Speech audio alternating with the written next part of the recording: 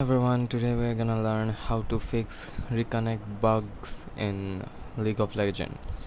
So first thing you wanna do is click on the settings on the top right corner and then click on a game right here.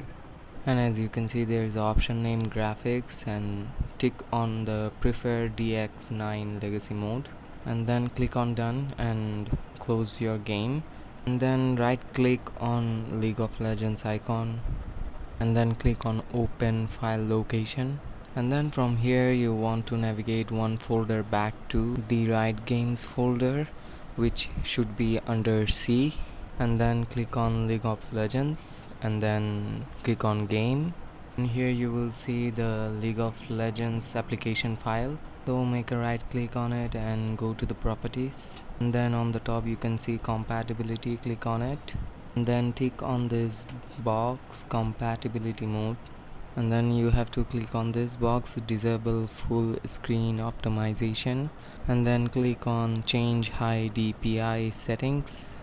Also you need to tick this box which is already have the tick mark, and you have to give the option of application. Now apply and OK and go to League of Legends. I hope this will fix your bug.